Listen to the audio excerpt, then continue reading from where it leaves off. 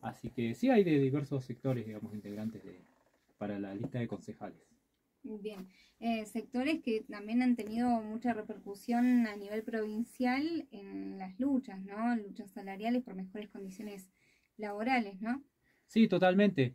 Ese también ha sido un poco el motivo por el cual nos hemos ido juntando y conociéndonos, siendo parte de los procesos de lucha de la provincia, que durante todo este gobierno de Arcioni, digamos, hemos sido un sector muy castigado, tanto el sector de docentes como nosotros los brigadistas también, con luchas, digamos, que son de larga data y que nos han puesto en una situación, digamos, bastante eh, evidente en los medios, digamos, cómo se han ido organizando las asambleas, los distintos procesos que hemos pasado en el medio de la pandemia. Después también como estudiantes también hemos sido parte de la lucha en el principio fue cuando el gobierno intentó sacar el transporte educativo gratuito, después conocimos muchos estudiantes ahí también en ese proceso de lucha.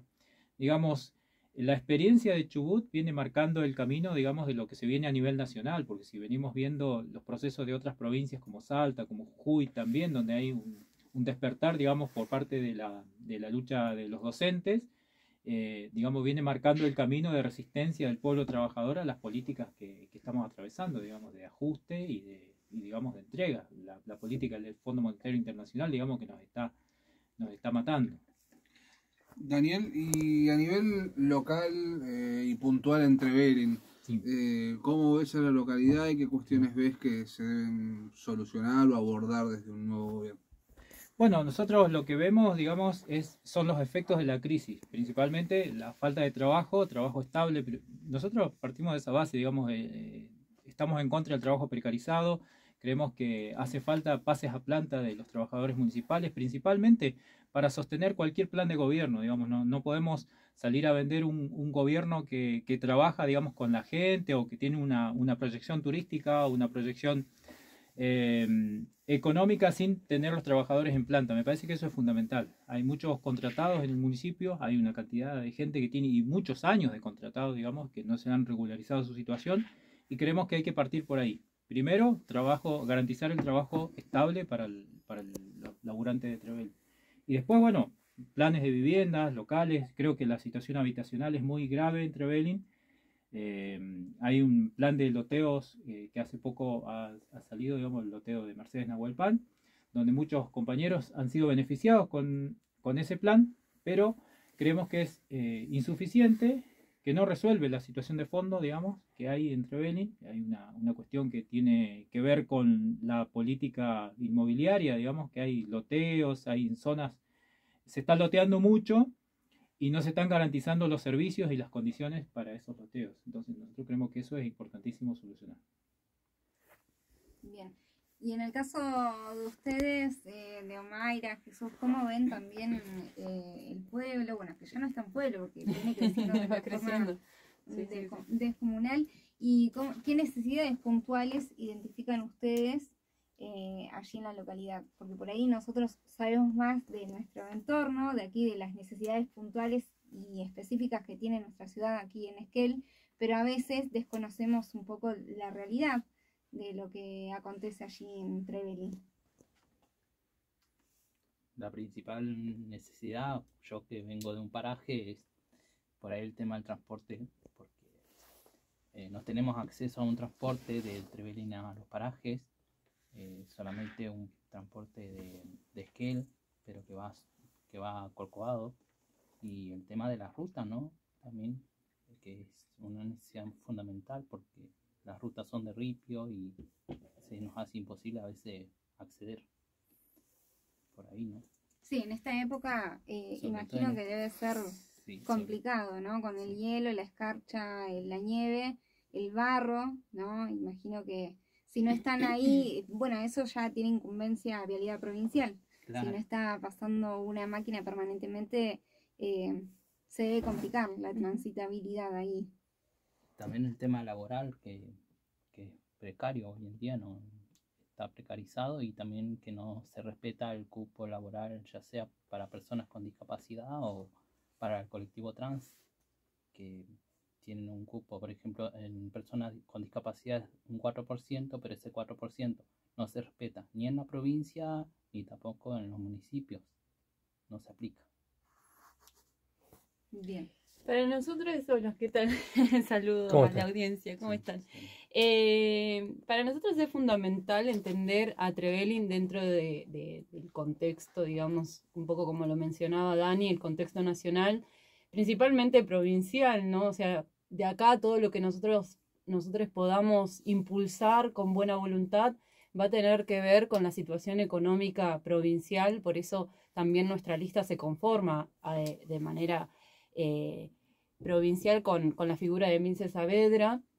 Es importante entender que Trevelin no es una localidad productora, sino que dependiente de las regalías provinciales, y hoy la provincia atraviesa una gran crisis, ¿sí? Una crisis pronunciada de las deudas que vienen tomando los diferentes gobiernos a lo largo de estos últimos 3 periodos, de lo que fue Das Neves, Bussi y Arcioni Das Neves, pero que todo el arco político reconoce y levanta la mano cada vez que puede para reestructurar esa deuda, donde se pusieron en su momento como garantía de pago las regalías petroleras. Entonces tenemos una gran fuga de capitales dentro de la provincia, una de las provincias más importantes, y yo creo que hay que pensar a Trevelin dentro de esos límites, porque no queremos caer como en un discurso que venga a prometer acá que el pase a planta o las condiciones laborales dignas para la masa trabajadora que hoy está precarizada en Trevelin va a ser magia. No es magia, sabemos que no es así, y eso se tiene que discutir en una escala mayor que tiene que ver con qué pasa con esa deuda, ¿no? Que es el gran problema que atraviesa la provincia. Además de otras propuestas que tenemos dentro de nuestro programa político para rediscutir la situación económica. Y algo cortito que tiene que ver quizás más con el colectivo feminista es que desde hace muchos años, en Trevelin particularmente, venimos pidiendo la casa refugio, que está establecida por ordenanza, que también estaba establecido por la ley de emergencia en violencia de género a nivel provincial, que era una ley estupenda, que incluso se modificó y es aún mejor con tratados internacionales, etcétera, pero a la que no se le destinó un solo peso. Entonces, volvemos a lo mismo, ¿no? O sea, si nuestras leyes mueren encajonadas en las oficinas de los legisladores, y eso trae consecuencias gravísimas como lo son los femicidios, las cantidades de denuncia por violencia de género que tenemos. Para eso también es fundamental contar con un equipo que esté bien pago, porque si el Estado es el primero en ejercer violencia sobre las trabajadoras o les trabajadores que se encargan de este tipo de situaciones, y ya hay un eslabón que está roto. Entonces creemos ahí fuertemente a lo largo y ancho de la provincia hacer hincapié en algo que es urgente. Mi pregunta tiene que ver con una inquietud que tengo hace ya un tiempo, no sé si la comparten o no, que cuando uno piensa en Trevelin, sobre todo en la expansión que ha tenido en estos últimos años, se sitúa la parte cultural o turística, siempre se está hablando, o tiene como la visión que a uno le llega histórica, inmediatamente está relacionada con la comunidad galesa, ¿no? No lo digo en desmedro de la comunidad galesa, sino todo lo contrario, digo, pero me parece que hay una historia que está siendo ocultada a través del marketing, que está perfecto, etcétera, etcétera, pero creo que hay una historia que no está siendo contada a través de estos aparatos o dispositivos que tiene la herramienta municipal en este caso, ¿no? No sé si es una inquietud que ustedes la han visto, está presente. Perdón, nos reíamos, como que nos generaba una cosita porque justo hace 2 reuniones atrás en el partido estuvimos charlando sobre exactamente de esto, tema. Así que estuvimos justamente ahí como un intercambio catalán. Sí. Y sí, es un tema recurrente, digamos, en diversos ámbitos, en parte de la cultura sobre todo, cuando me ha tocado estar, digamos, en algunas reuniones por la cuestión de los músicos en su momento, o en otros ámbitos como el estudiantil, en los profesorados, donde vos ves sobre el eurocentrismo, etnocentrismo y toda una terminología que uno si quiere la puede aplicar a los lugares donde uno habita, y se pueden evidenciar esto que vos decís, digamos. Nosotros en Trevelin lo vivimos, hemos nacido y criado ahí nosotros, y entonces desde muy chico venís viendo como una preponderancia de una cultura sobre el resto, digamos. No queremos decir que eso esté mal, sino que sería bueno que desde el Estado, desde la política, pudiésemos igualar las situaciones, o dar las mismas herramientas de difusión para el resto de las culturas que han sido invisibilizadas de alguna manera, o poco difundidas, o quizás no difundidas de la manera en que esas comunidades, como por ejemplo la comunidad a la que pertenece mi compañero Jesús, y a la comunidad mapuche, en la cual yo también me reivindico como mapuche, no hemos sido quizás escuchados en la manera en que nosotros queremos también dar a conocer nuestras costumbres, nuestra cultura, nuestra música. Hay un montón de aspectos, digamos, que también tienen que ver de qué manera, porque quizás la manera nuestra no sea un museo, como hablábamos la vez pasada, porque el museo, digamos, tiene toda una estructura y una historia de fondo, digamos, qué es un museo, qué es un libro, de qué manera cuento la historia, y quién cuenta nuestra historia, ¿no?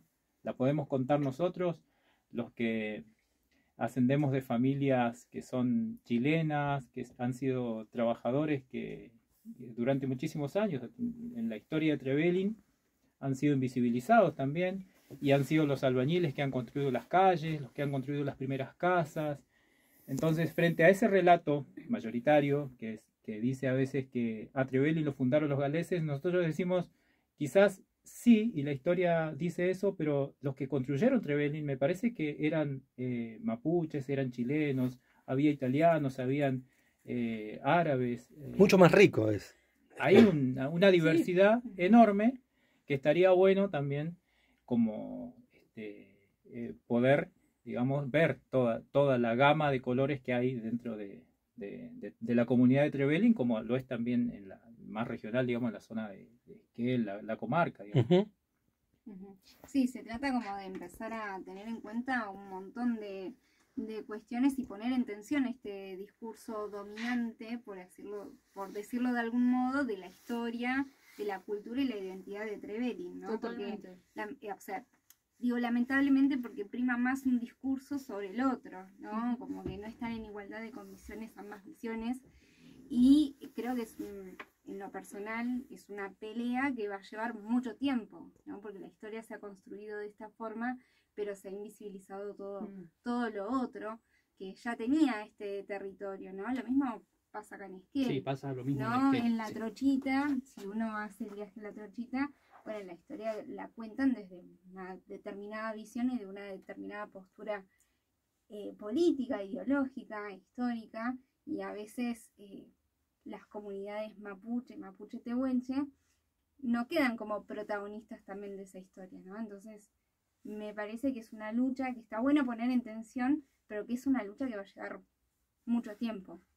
Sí, que depende principalmente de nosotros, digamos, como actores principales para llevar adelante estos mensajes y ocupar los espacios necesarios para justamente, porque más allá del esfuerzo que cada uno o cada una desde el lugar donde esté pueda hacer con la buena voluntad, acá se necesita que se destinen los recursos del Estado suficientes para que justamente haya un transporte a la localidad del Lago Rosario que sea frecuente, no solamente por las necesidades fundamentales de la gente que vive en el lugar, que quedan totalmente aisladas, sino también en estos términos que planteábamos en la situación turística, en darle, porque mucha gente vive de eso, y hoy el turismo en Trevelin, realmente, por un lado lo vemos con un potencial enorme, ¿sí? Que tiene un carácter familiar, si se quiere, porque quien ha tenido una casita además, ha podido alquilar esa casa de manera quizás más en temporadas que antes eran de bajas, como lo era octubre en su momento. Muchos han podido construir, los locales se mueven, los restaurantes.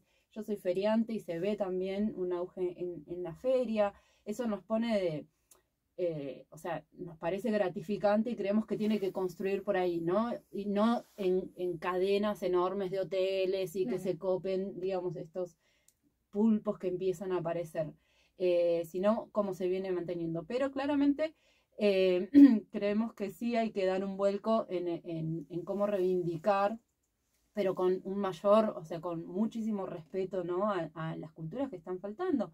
Nosotros tenemos un pueblo muy cercano que es Chile, que prácticamente con el que no tenemos una conexión cultural, pero en absoluto, digo, y tenemos una frontera ahí con un potencial enorme, un lugar paradisíaco, como lo es Futaleufú. Digo, hay muchísimo para poder valorar y poner, ¿no?, en auge a toda la localidad, o sea, incluyendo Esquel, Trevelin, porque es todo un recorrido turístico. La gente cuando viene acá no solamente dice, bueno, no, yo voy a Treve, me quedo ahí, hace todo un recorrido, ¿no?, en la zona.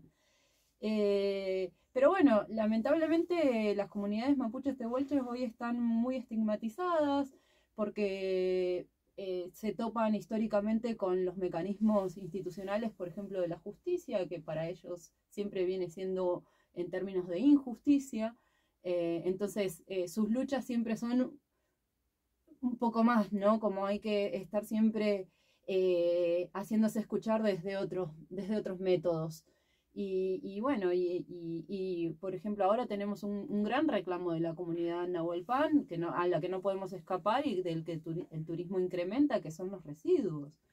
Esa es una gran problemática, y el incremento habitacional, tanto en Esquel, Trevelin y alrededores, incrementa, digamos, esta situación, que hay que ponerle un foco puntilloso. Porque ya vimos que si bien la planta de tratamiento era un avance sobre lo que era el basurero a cielo abierto, terminó siendo perjudicial para toda una comunidad. Entonces, ¿qué pasa ahí? ¿Cómo avanzamos? Bien, esto de la cuestión ambiental ligado a lo social también forma parte de uno de los ejes de la plataforma política del MST.